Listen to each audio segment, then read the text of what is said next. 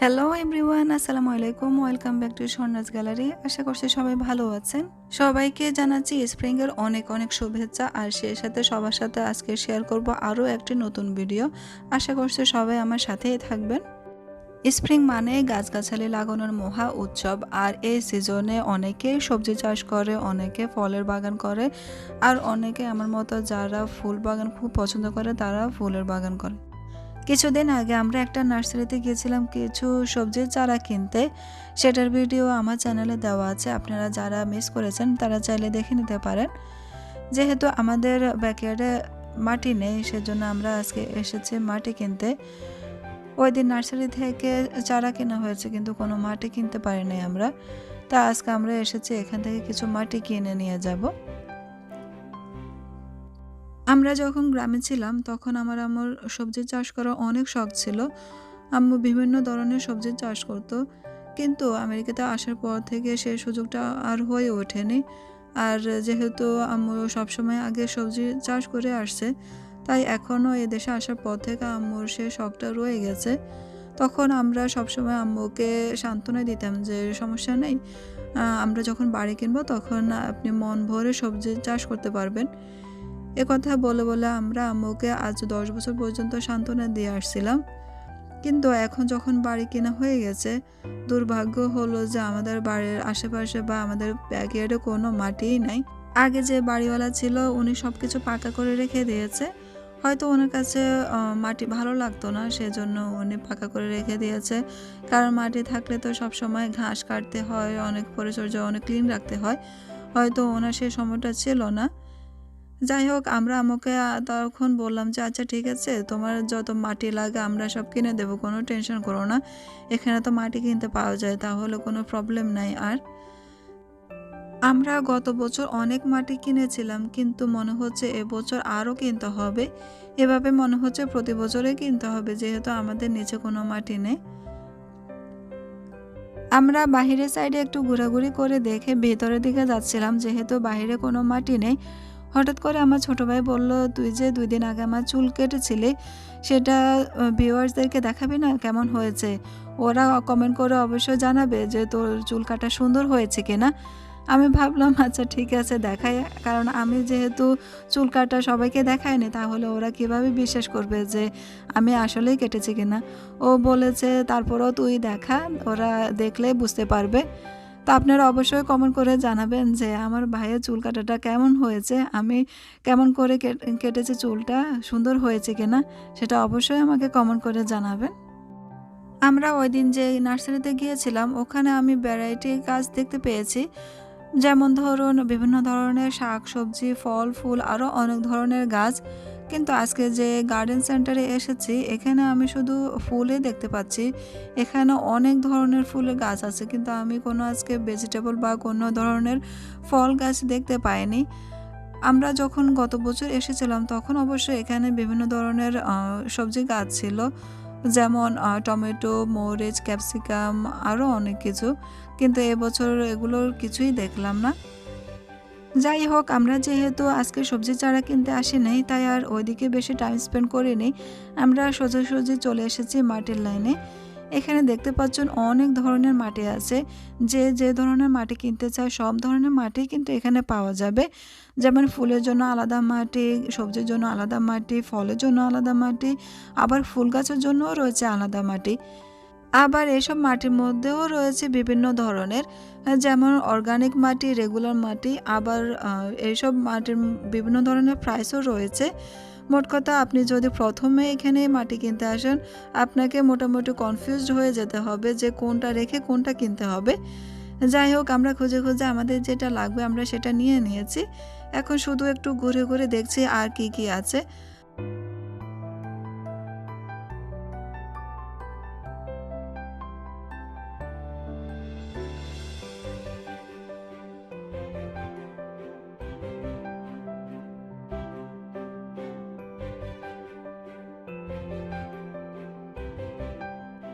ঘুরে ঘুরে দেখতে দেখতে হঠাৎ করে আমার ভাইদের এই সাদা টবগুলোর উপরে নজর পড়েছে। ওদের কাছে এই টবগুলো অনেক ভালো লেগেছিল। গত বছর আমরা আমাদের বাসার সামনের জন্য 2টা টব কিনতে চেয়েছিলাম, কিন্তু আর কেনা হয়নি। তাই এবছর স্প্রিং আসার সাথে সাথে আমার ছোট ভাই আর বড় ভাই বলছে যে ওরা এবছর টব কিনবে যাই হোক না কেন।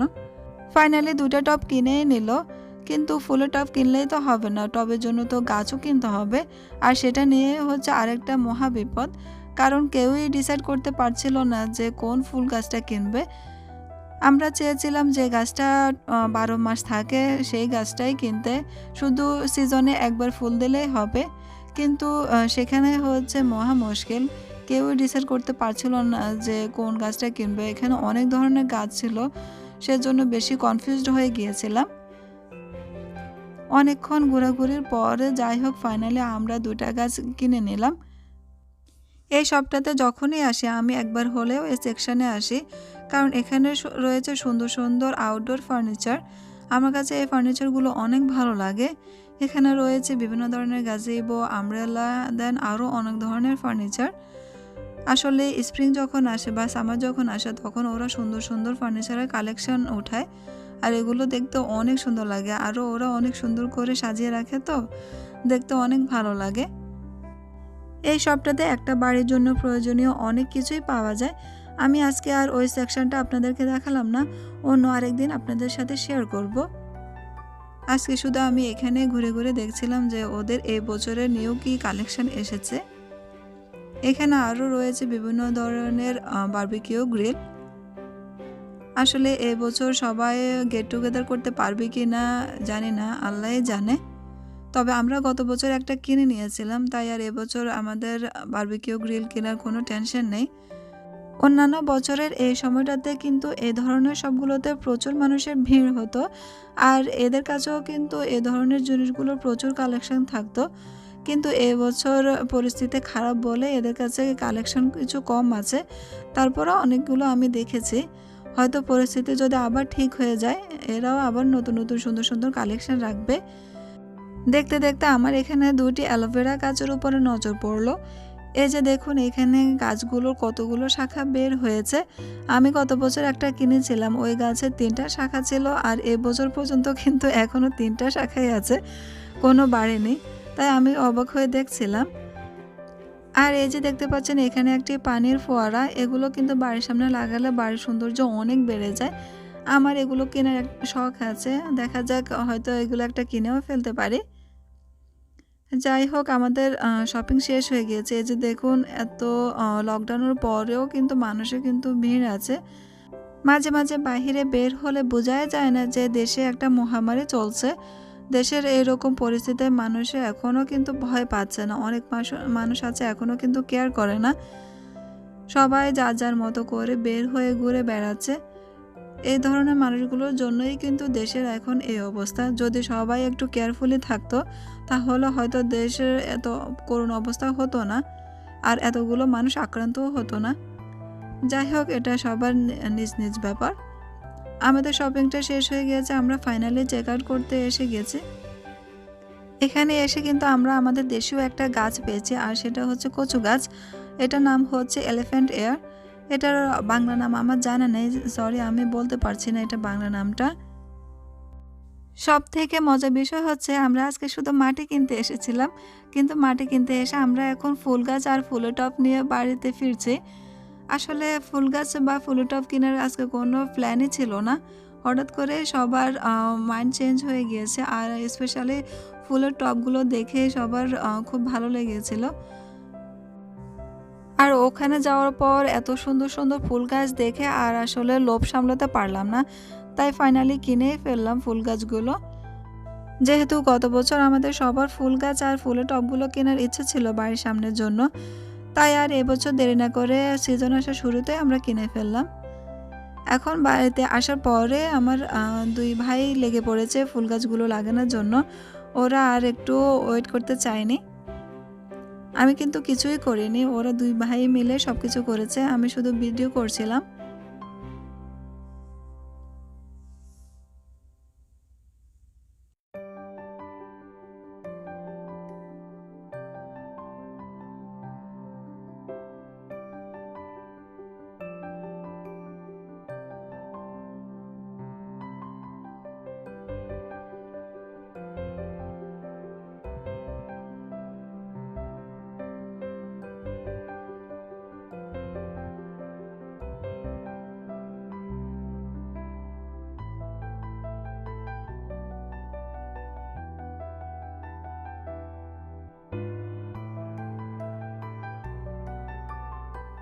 এই দেশ যেহেতু শীত প্রধান দেশ, এখানে বেশিরভাগ গাছই কিন্তু শীতকাল আসলে মরে যায়।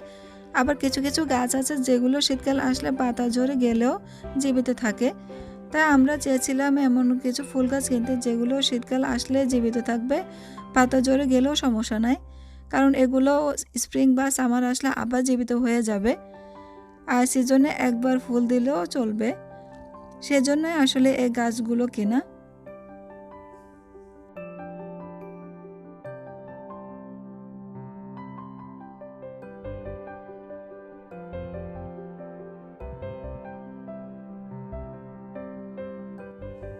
আমরা আজকে যে দুটি গাছ কিনেছিলাম এগুলোর একটার ফুল হবে পিঙ্ক কালার আর একটা ফুল হবে হোয়াইট। এই যে দেখতে পাচ্ছেন ফুলগুলো কিন্তু খুবই সুন্দর লাগছে। জানি না ফুলগুলো ফোটার পরে কেমন লাগবে। আর এটা হচ্ছে সে হোয়াইট ফুল গাছটা। গাছে কিন্তু এখনো অনেকগুলো কলি আছে। হোয়াইট ফুলের কলিগুলো কিন্তু একটু একটু করে ফোটা শুরু করে দিয়েছে, আর কিছুদিন পরে হয়তো সবগুলো কলি ফুটে যাবে। তখন দেখতে কিন্তু গাছগুলোকে অনেক সুন্দর লাগবে। আর অবশ্যই আমি আপনাদের সাথে শেয়ার করব আমার গাছগুলো তখন কেমন লাগবে, অবশ্যই আপনারা সবাই দেখতে পারবেন।